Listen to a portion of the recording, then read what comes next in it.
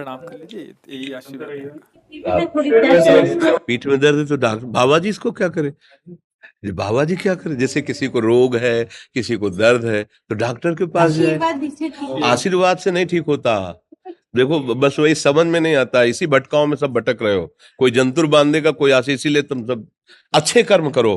पूर्व के पूर्व कर्मों के पाप से हमें दंड मिलता है। अच्छे कर्म करो, नाम जप करो, माता पिता की सेवा करो, सद्भाव से चलो। अभी ये कर्म नष्ट हो जाएंगे, किसी से जंतुर बंधवाने की जरूरत नहीं, किसी से आशीर्वाद मांगने की जरूरत है। अब नाम जप ना करो, खाओ मुर्गा मांस, पियो शराब, करो व्यभिचार करो, तो बाबा जी आशीर्वाद दे दे तो कोई आशीर्वाद काम नहीं करेगा। दुर्गति होगी यहाँ भी और वहां भी। हमारी बात समझो।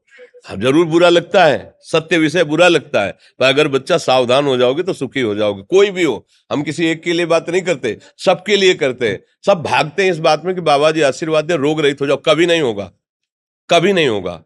तुम्हारे आचरण ठीक होंगे तब तुम्हारा सब काम बनेगा। हाँ अब देखो ना, खा रहे हैं जीवों को उबाल उबाल करके मांस, पी रहे हैं शराब, कर रहे हैं बेविचार, बुद्धि भ्रष्ट होगी और नष्ट होना पड़ेगा, क्योंकि आचरण गलत है। कोई आशीर्वाद किसी का काम नहीं करेगा। आप अच्छे आचरण करो, माता पिता की सेवा करो, परिवार की सेवा करो, समाज की सेवा करो, नाम जप करो। शरीर में कोई छोटे मोटे कष्ट आवे उनको सह जाओ, आगे चलकर आप देखो कि कैसी उन्नति होती, अच्छा होगा, मंगल होगा। इस ब्रह्म में ना किसी के आशीर्वाद से कुछ हो जाता है। हम आपको पक्की बात बताते हैं कि आज बाबा के यहाँ गए थे यार, पीठ में दर्द कम हो गया। ये तुम्हारा पुण्य लग गया, पुण्य बन गया, तुम्हारा कर्म। तुम आए ना यहाँ, तो जो जो पाग आगे धरे कोटिन यज्ञ समान, साधु दर्शन के लिए भाव से आए तो तुम्हारा वो रोग नष्ट हो गया, तुम्हारे कर्म से नष्ट हुआ।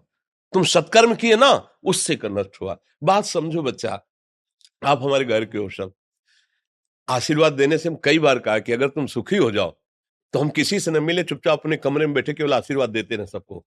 लेकिन नहीं सुखी होगे, सुखी होगे तुम अपने कर्म से।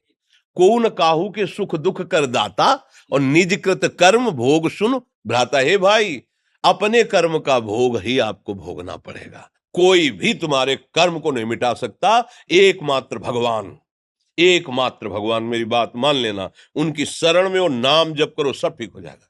तुम्हारे भजन से होगा, तुम्हारे अच्छे आचरण से होगा, तुम्हारी धार्मिक प्रवृत्तियों से होगा। अब ये बात ना समझो तो फिर हम क्या कह सकते हैं। नहीं, हाँ यही तुम्हारा जन्मदिन की सफलता है कि हमारी बात मान लो, राधा राधा रटो, कोई नशा मत करना, अपने माता पिता की सेवा करो, समाज की सेवा करो जितना। और जो कष्ट है वो स्थायी नहीं है। आज विपत्ति आई, कल खत्म हो जाएगी। अभी दिन है, फिर रात आ जाएगा, रात है तो दिन आ जाएगा। ये क्रम चलता रहता है, हमें निराश नहीं होना।